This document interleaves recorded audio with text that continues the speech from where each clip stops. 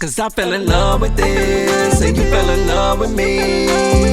I've been doing bitches so long, it's like it's a part of me, which means it's a part of you. Baby, this is a dream come true.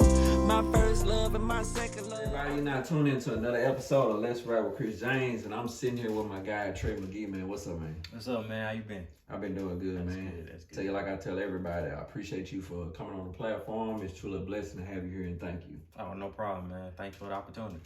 All right, man. It's all love. So we went to school together. You class of 10, right? Right. All right. So I guess you the second best class in Brookhaven. Right. But I've always seen you at high school, and I'm an honest person. I can't lie and say we were like friends or really close because we really didn't know each other. Right. But I've always seen you and thought you was a cool dude. I ain't never seen you cause a problem or bother anybody. Right. So I've always loved that about you. But recently, I saw that you stepped out on faith and started doing what you actually love to do. Right. As soon as I saw that, I loved it because there's so many artists around here, whether it's music, drawing, painting, acting, that they don't do it because they don't feel inspired. They don't feel like they'll be supported, and it's hard to take the leap of faith. Right. So when you did it, I instantly hit you up. I was like, I want to paint it. Right. Absolutely. Not even really just knowing who you are, but what you was doing. Right. I love that, and I was so proud of you for doing that. I'm like, here we go, man. I love that, man. So for the people who don't know, give them a little background of you and why you started doing what you do. Well, I started drawing, man, had to be junior high. So I always drew, sketching and things, black and white. And senior year of high school, because I wanted to go to school for it. Yeah. But of course, they say you're not going to make no money off of it. So I just kind of pushed that to the back and I started working. And recently, my grandmother passed probably about a year ago now. And I don't know, it just helped with the depression and everything. And then I never liked painting. I'm afraid of color. But I tried it and fell in love with it. Yeah. And my first one turned out really good. And so I was like, you know what, I'm going to just do it for, to kind of help with my mental health and everything. And then somebody hit me up and said, hey, can you do this for me? Right? We had kind of the same issue. His fiance had actually died. And they had the Rick and Morty show. They kind of minded over there and were like, can you do Rick and Morty for me? I'm like, yeah, bet. And he said, this is what I want. He sent me the picture and I did it for him. And I was going to charge him like $20, right? And he ended up paying like $120. You know what I'm saying? Just, he said he appreciated it.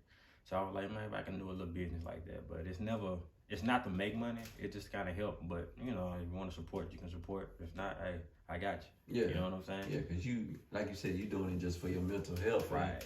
And that's what a lot of people don't understand with us artists. We don't do it for the money. Yeah, it's not for the money. We do it because that's what we love to do. That's what we've been doing since we was kids. Right. So all I've been doing is music. Yeah. So I love it.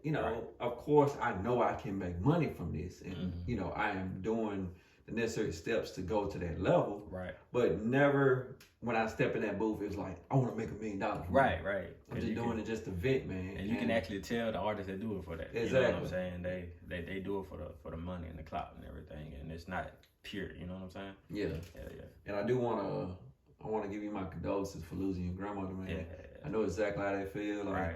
I lost my first grandma when I was 15, and I just recently lost my mom last month. So I know exactly how that feels, So I'm out of grandmas. Yeah. And people don't understand the importance of a grandmother. Right. They don't. They really don't. They're very important. They give you everything you need. They have you rooted. See, my grandmother had me rooted in church. Right. So every Sunday I was in church sitting right next to her. Yeah. So when she passed when I was 15, I stopped going. Right. I started getting depressed, and I was like, I didn't know how to deal with it because I was 15 years old. Right. Now that I'm a grown man, I understand now that what role she played in my life. And I'm pretty sure your grandmother played the same role. Right, it was always just pure love every time you was around. Every time, right. Yeah, so like I said, once again, my condolences, man, for your loss. So in the midst of, because you said you like to do the black and white. Right. When you add the color, it kind of bring it to life. Right. It kind of gives it a new light. Exactly. So the one you did, Rick and Morty, that was your first one you painted? That was the first commission piece. I had a couple on an 8x10 that I did, and just playing around. But that was the first commission piece that I actually took my time and did the double coats and all of that. Yeah. You know what I'm saying? Because YouTube will save it. You know what I'm saying? Oh, yeah. So I didn't know anything about painting. So YouTube University. Right. And it turned out good and he loved it. You know what I'm saying? So.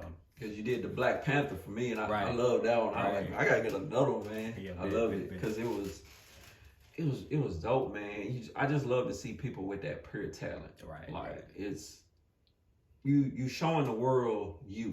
Right. Like some of the greatest painters, you know, Picasso, like they showed the world them. Right. In a art form. Right. As in like when we do acting, drama, sculpting, everything. You're just basically showing the world you. Right. You showing the world what your mind looks like from the outside. Absolutely. You know, absolutely. so in the midst of, okay, you did your first commission piece. At what moment did it dawn on you like, okay, I do need to start a business? With the business, over there at Hero Haven, I went over there for something. I can't remember what it was, but he asked me if I wanted to do a pop-up shop, right? Yeah. And I had been painting probably about 2 months, so I had all of this inventory, and it just was sitting there. You know what I'm saying? And I was like, yeah, I'm gonna do a pop-up shop. And that first one was like, it was so many people. People came through, friends, family. It was basically a big reunion because we all work, we all have our own family. Yeah. And it was really amazing to see all of this love and support, you know. And business wise, it kind of put my name out there. Yeah. You know what I'm saying? So then you start getting hit up, hey, can you do this for me? Can I, you know what I'm saying? And I was like, why not? You know what I mean? Yeah. Now, like, at this point, I'm moving, you know, I'm recently engaged, so we're trying to move in together. Like, I got probably 5 backlog, you know what I'm saying? That I gotta kind of catch up on. But that's good. Yeah. You know what I'm saying? That's good. And everybody's being patient with me, and I really appreciate that. But the business thing is, the painting is the first step. I'm going to get into like the digital art, t-shirts design, things like that. Yeah. Eventually, just to have that to fall back on. You know what I'm saying? Just because I am a little artistic and talented, you always want to have that. You don't want to stop doing it. Yeah. When you stop doing it, you lose it. You know what I'm saying? Exactly. So that's always something that I want to do as far as like maybe retirement.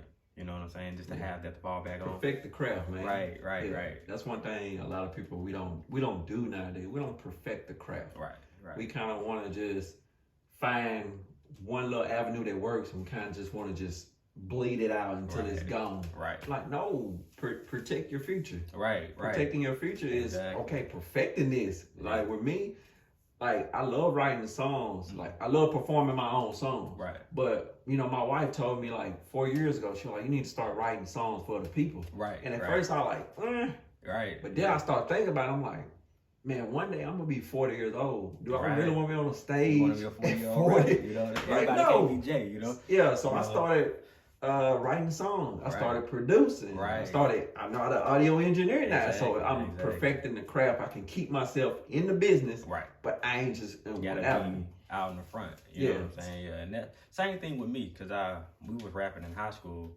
and I love to rap and I love to write.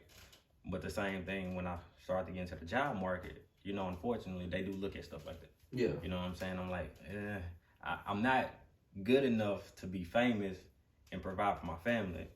So I do need to take a step back because I do need a job. You know, you do have to work for people for a short period of time if you want to be, you know, successful and use them or their financials to get to where you want to be. You know what I'm saying? So I was like, maybe I can do the background thing, and I did the whole audio engineer. I went to Full Sail, graduated, did that. And then I did the little producing thing on the side. And then, so I always got that on my back pocket also. You know what I'm saying? And it just kind of just died down, but we're going to get back to it here pretty soon, just for fun. You know what I'm saying? Just for fun, because we all miss it. Hey, you know what I'm saying? Sitting in the booth. Right. Absolutely. Whatever you want to, let me know. I got you. No doubt. Yeah, man. Like I said, I'm very proud of you. That the day you did the pop-up shop, I wanted to come, but I was in Louisiana shooting movies, so I couldn't get back at the time. Yeah. But I was proud of you for that, man. I was like, man, I missed it. Oh, it's not all good, but I love that. I love that kid aspect of just being a true artist. Because when we're in our purest form, that's when we're kids. Right. Because that's when we found these passions. You know, you found you could draw when you was a kid. Right. You know, you used to sketch on your tablet. Right. You know, I can't tell you how many tablets at school had lyrics in it rather than the actual homework. Right. So, and then, like you said, we get older and people tell us, you know, you can't make money from it. Right. So we lose that part of our childhood. Yeah. We lose that part of us. And Right. we get programmed until one day we like, I'm not gonna let the world dictate me like that. Right. Because I'm a father of two, and you know, prayerfully one day you'll be a father, and you like, what am I passing down to my kids? Right. Am I literally gonna sit there and tell my kids I quit? Right. I gave up on my dream? Right. No, so we have to embrace our dreams in order for our kids to live theirs. Right. Because they can't live theirs if they see us quit on ours. Right. So that's why I grind every single day for my music, the studio and everything. Because I'm telling my son and my daughter, you can do whatever you want to do. Exactly. Just keep God first and continue to push forward, man. Yeah, and I'm on the same page. Like, my fiance has a daughter, so I'm bonus dad, right? Okay. She's 6, and I mean full of life, right? Yeah. And she wants to do everything. Like, and when you see that as an adult, you miss that. Yeah. You know what I'm saying? Because there's no wrong in the world to her. There's no limit to what she can do. Yeah. So she motivates me to kind of keep that dream alive. And then also so she can see me not only working a 9 to 5, but also making time for what I want to do. Yeah. You know what I'm saying? Because we're going to have to work. You know what I'm saying? And hopefully and fortunately, she can find something early on that she loves to do, and then we can put her on the right path. But I don't want to make the same mistakes that my parents did by forcing that 9 to 5 mentality on me. Yep. You know what I'm saying?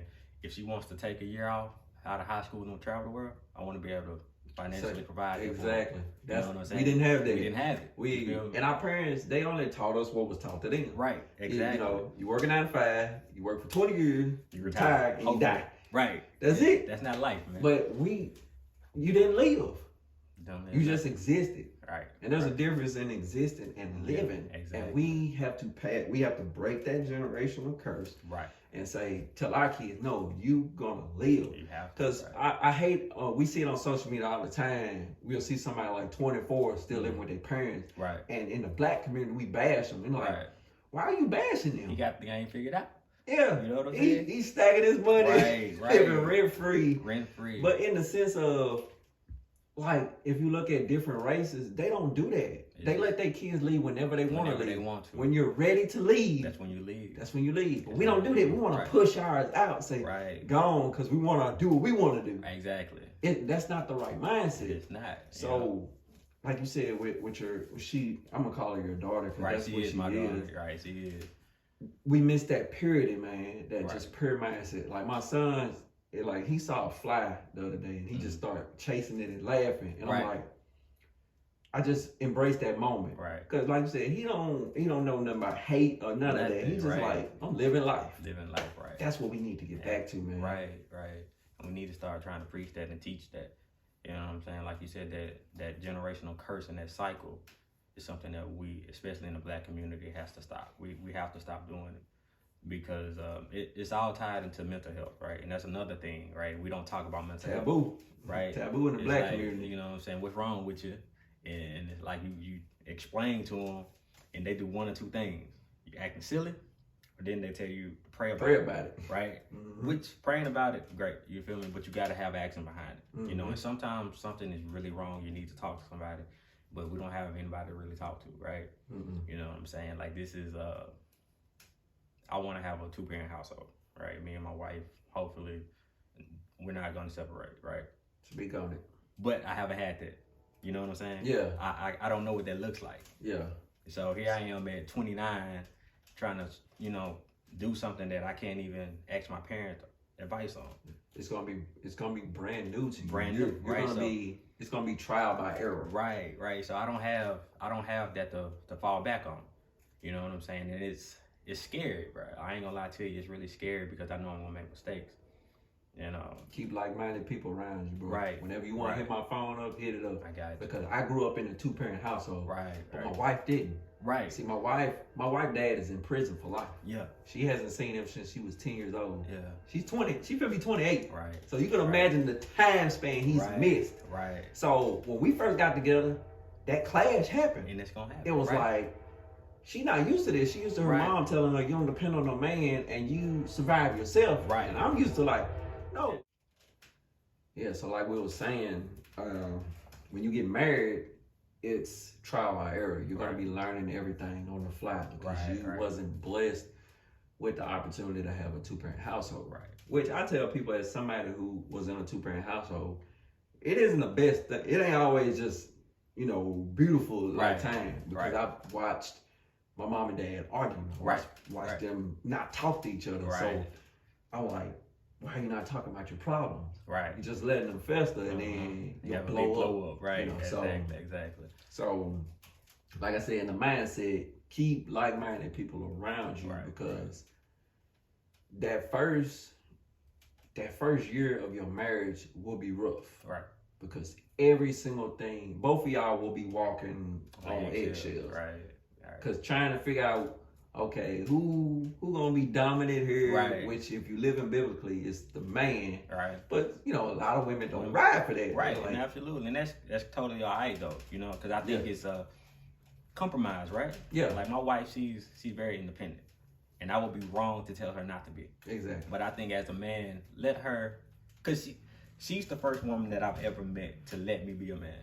You know what I'm saying? Yeah. And that's feel she doesn't need me, but she wants me and she lets me lead. That's you know what I'm saying? That's the wife right there. I told her the other day that she's the first one that I never understood how people say when I saw her, I knew she was wife material, so to speak, right? When I met her, I knew, like, I saw my wife. You feel me? Like, she didn't have to become my wife. She didn't have to do anything. Just her being, she was my wife. You know what I'm saying? And she's been through a lot. And I'm very grateful for her. And like you said, you know, we're going to have our ups and downs. We already had ups and downs, you know? Yeah. But at the end of the day, we still love each other. Yeah. You feel me? And I don't know if you know, we've been together 3 months, right? I think I proposed the end of that first month. And the theory was we got a whole lifetime together. You know what I'm saying? We had our non-negotiables. We talked about, you know, what we are going to put up with. And everything else we can learn on the fly. Yeah. You know what I'm saying? And we both, I joke with her, she's 32. And I'm like, we old. You know what I'm saying? We can't date for 10 years. And, you know what I'm saying? So if this is what you want. Don't listen to that old mindset. People say, well, y'all ain't been together long enough. Like, no, marriage is an experience. Right. Life is an experience. Right. So it ain't there's no right or wrong way of doing marriage. Right. Marriage is what you make it. Y'all marriage will be whatever y'all make it. Exactly. If you make it a miserable one, that's what it's gonna be. Miserable. If you make it a happy one, it's gonna be happy. It's gonna be a happy marriage. That's why me and my wife, like we've been together 13 years. Right. And people be like, they think it was easy. They think they think it's perfect. And I'm like, no, there's days I wake up, I can't stand her. Right. Like literally, I can't stand her some days, and vice versa. Right. But we still love each other. You gotta wake up and choose to love that person every single day. Right. And you have to love them flaws and all. Right. Because that's the hardest part. Right. A lot of people get married. They get married and all they see is the good stuff. That stuff they love. Right. They're like, I'm gonna marry that. Right. Like, no, you're marrying the bad stuff too. Right. That's coming. Right. And you will see it. They want to marry. Right. The bad will come out. Yeah. And that's when a lot of marriages fail because they tap out. Right. They're like, man, I ain't know it was gonna be this way. I'm like, what you thought it was gonna be? Right? Rainbows every day? Nah, it's not like that. It's not like that. The best marriages are some of the ones who have the biggest arguments. Right. Because if you can have a big argument and still say I love that person, at the end of the day, right? That's love. You know that's your wife. You know that's your husband. So I commend you for that, bro. Cause we don't hear that a lot. Period, man. Right. A lot of men in our community just want all the women. Right. And I'm like, what's wrong with one? I never understood that. I joke all the time that I'm too stupid to entertain two women at the same time. Yeah. You know what I'm saying? I can't do it. So, and it's a lot easier. It's a lot easier for me to marry my wife than to date her. Way less stressful, you know what I'm saying? To have one woman. Right. They don't understand, man. Why would you want 5 women when you can have one that can outdo all 5 of those. Exactly. She make all 5 of those look like, why was I even talking to you? Right. But some men, you know, that's what they, and it's rooted in science sometimes, you know, because men are made to produce. We're made to reproduce, and if you go all the way back, you know, it was hard for women to have kids, so you have to have multiple kids because most of them died, you know. So a lot of that is genetics, unfortunately. But we as humans, we're supposed to be smart. You know what I'm saying? We're supposed to be smarter than our animal instinct. Supposed to adapt. Right, we're supposed to, right? Yeah. But you know, like I never understood that, but I never had that. You know, I've always wanted just one. Yeah. You know, I never had the desire to have all the women. Yeah. You know, and I think that's lucky on my end. You know. Yeah, it's truly a blessing, man. That when you find your queen, man, it's a blessing, bro. Right. Because it completes you. Right. Because it's like she has everything that you was missing. Right. And everything. She truly does. Everything that I was doing, like you said, it tenfold. You know what I'm saying? Just by her being in my life, and I hope she understands and she feels that. You know what I'm saying? But it's one of those things that I told my mom, shit, probably since I was old enough to know better, that I was never getting married. Right? Yeah. Because we've all had I didn't conversation. See, you know what I'm saying? Like I didn't think I was able to love unconditionally, and I don't think that I did, but I did. Yeah. You know? And then when I did it, it's perfect. Yeah. You know what I'm saying? Because that love is what I needed. I needed that, and so she made my life a lot better. Just this short period of time that we've known each other. Yeah, we all have that. We've said that same phrase. Man, I ain't never getting married. I remember being 15, like, I don't think I'm gonna ever get married. Right. Fast forward, married for 4 years, 2 kids, like, you know, and then I'm like, man, what was I thinking? I don't want nothing else. Nothing else. I can't. So, of course, she supports the business. Right, absolutely. She supports anything that I want to do. She gives me the green light as long as I'm not hurting myself or the family. Yeah. You know what I'm saying? And she's the first supporter.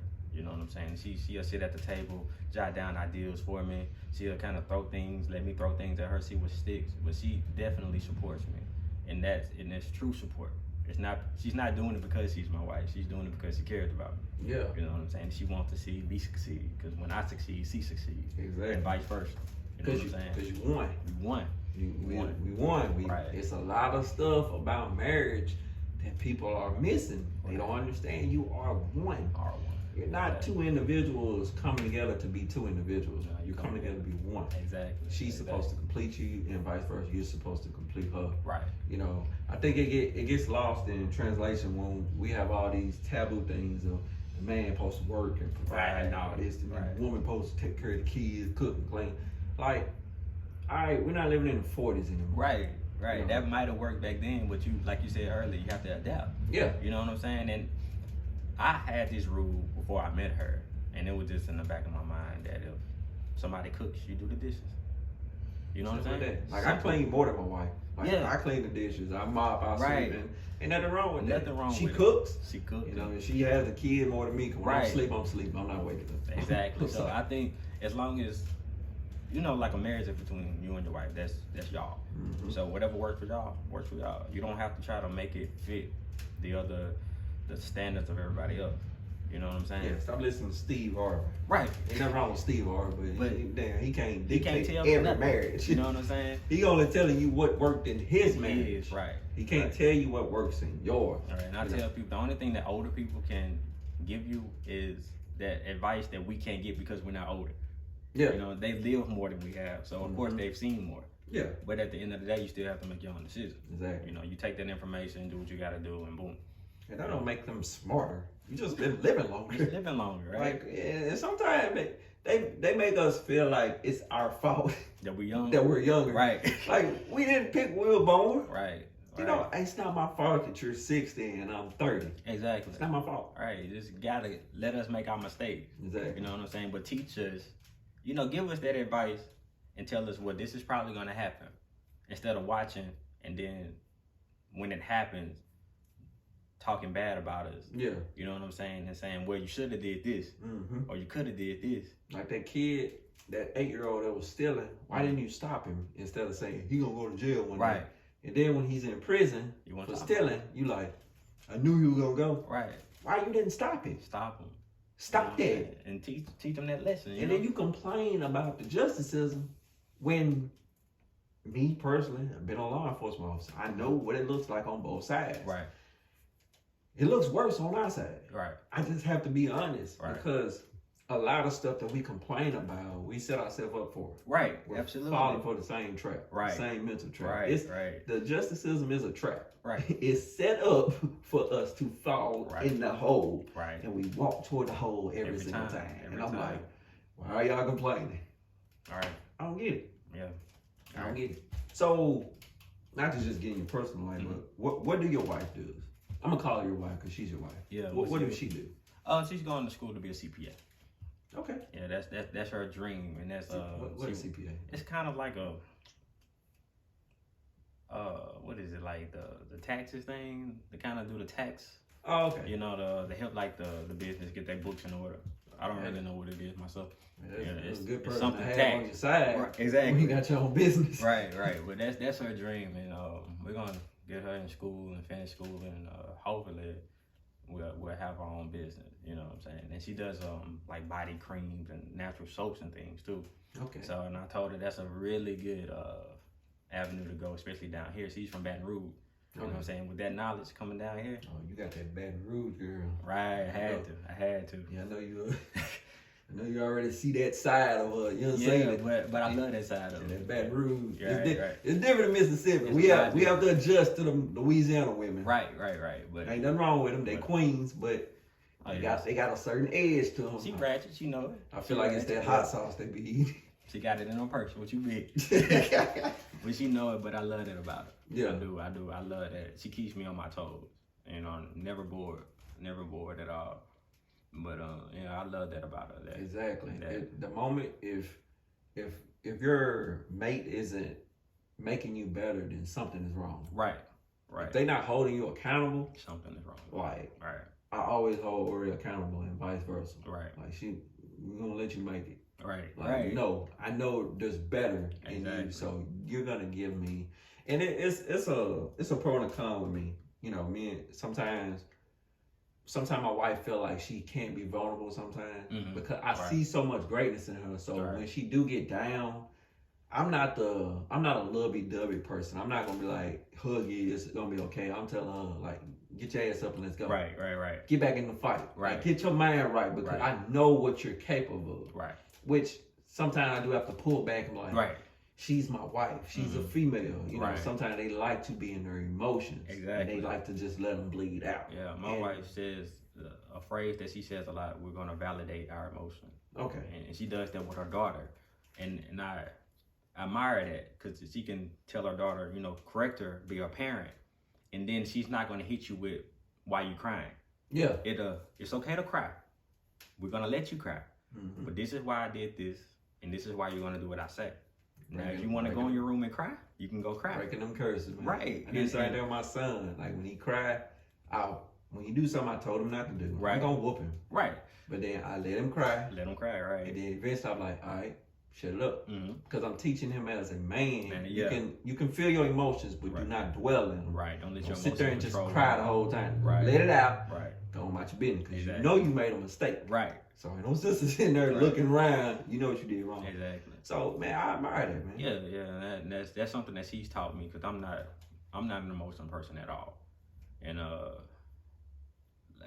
way that she parents, and she's breaking that curse, because she doesn't parent like my mom parent. Yeah. You know what I'm saying?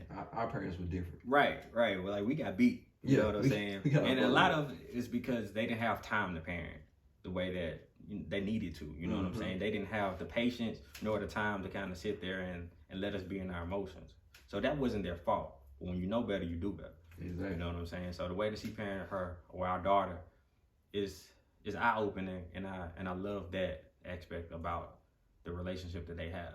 You know what I'm saying? Because at times they best friends, but when she needs to be a mom, she's gonna be a mom. I learned to turn that switch on. Right. So I think when she gets older, instead of hiding things from us, she's gonna feel like she can come and tell us. Yeah. You know what I'm saying? That's very important. Yeah. Very important. So as a because one of my best friends, Jay, I was just on the phone with him before you got here. He has a stepdaughter, and I always ask him what's the pushback, because his wife got a little girl as well. Right. What's the pushback how do they respond to your discipline? How do they respond to you getting on them? Because they're not dumb. They know biologically you're not their father, but you're playing that role. Right. Well, not playing that role. You're actually executing that role. Right. It's I guess because she's so young, she really hasn't had that feeling yet. Yeah. But I know when she gets probably 12, I'm gonna hear you're not my dad. Yeah. You know, and me and my wife talked about it, and she said, I think I'm just gonna kill her when she say that. And I said, why? I'm gonna laugh about it. You know, because it's true. I'm not her father. You know what I'm saying? But at the same time, I need to know my role too. You feel me? Like when my mom and dad split, and my mom was dating other guys, some of them would come in trying to be my father. That's the wrong answer. Yeah. You know what I'm saying? They would come in intentionally trying to be my father instead of understanding their role. They're a father figure. It's a difference. Yeah. You know, my dad is still in my life. You understand? You're not my dad. You're not my dad, so you know what I'm saying? Like, you can tell me to take the trash out, but there's a way you need to tell me. Yeah, you know what I'm saying? Put some respect on that. Right. And I think I need to be conscious of that. When I think me living through that, I understand how I need to parent. Yeah. You know what I'm You've saying? been in her shoes. Right, exactly. So I know the feeling. So when that conversation comes up, or when I have to say, hey, don't do this, or hey, I don't think you should do this, and she snap back, you ain't my daddy. If I get mad, you know what I'm saying? Yeah. That doesn't make sense, because I've been in her shoes. It ain't gonna make the situation better. It's not.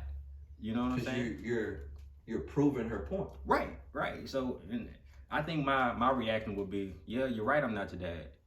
But right now, you still gonna take the trick. You're gonna have to do what I say. Now, you know what I'm saying? You wanna ask your mom about it, you can do that too, you know what I'm saying? But the way that I parent is like, I don't do anything without talking to her mom first. Exactly. You know what I'm saying? And that's just out of respect. And I think that's how it should be. Because at the end of the day, biologically, that's still her daughter. You know what I'm saying? I'm just bonus dad. So the way that she parents or wants to parent trumps how I want to parent. Yeah. You know what I'm saying? And I think we have that understanding. Yeah. And then I'm a softie. She a girl. She just smiles and she gets whatever she wants from me. You know? Yeah, those girls are different. Right? Yeah, they do hit different. Yeah, my daughter, she's starting to she's 6 months now, but she's starting to react more with us. Right. I grab her, and then if my tone go up a little bit, she'll poke that lip out. I'm like, she get the lip. Right. Stop it. Right. Stop it. Right. You know, them girls, they hit different. You know? Do. They really do. So, with all business owners and what you're doing, what is the next step? Because a lot of times, a lot of business owners, what we fail at is we do not take the time to plan. Right. What are my goals with what am I doing? Like, I'm not just doing it just to be doing it. So what are the goals? So I'm asking you, what is next? Is there another pop-up shop coming up, or what's next for Trey? Right now, with the move and everything, I'm just doing basically commission work. And that's just because I don't really have space to store things that I want to store. Okay. I'm definitely going to condense. I'm only going to offer 2 canvas sizes instead of having like all, and that's going to help with the space. But the first step was to get a name. You know what I'm saying? Because you got to get your paperwork in order. Yep. Right. And then with what I do, like with cartoons and things like that, you have the issue of copyright, right? Mm-hmm. So that's where the commission. Eventually, I'm going to do my own character. I'm going to have my own design and things like that. But right now, it's kind of like if you want something for your child's room, basically, you're not paying me for that image. You're paying me to put that image on the canvas. Exactly. You know what I'm saying? Mm-hmm. So that's why I'm only really doing commissions instead of just painting things and throwing them up there for sale. So right now, I'm focused on getting paperwork in order, name, trademarks, business, LLCs, and everything. So when I do start my own designs and things, I can just go ahead and don't have to hang up. Yeah. You know what I'm saying? I'm going to give you some business advice. Because I figured this out years ago. How big do you want to be? That will Definitely, determine what do you do. Right. That will determine whether you get an LLC or Mhm. that will determine whether you go incorporated. Right. Because my label is Infinite Hustle Incorporated. Right. Because I'm a corporation, Mhm. meaning I can be as big as I want to be. Right. But LLC, a lot of times people don't read it. It tells you what it is. It's limited. Right.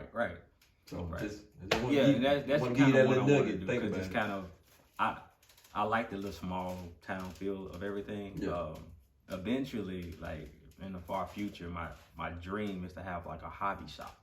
Okay. You know, where you can sell like art supplies, natural products, kind of some of everything. But I want just one store. You know what I'm saying? I just kind of just want one store at one central location and just kind of help the community out that way. Okay. You know. Yeah, I like that. Yeah. I like that.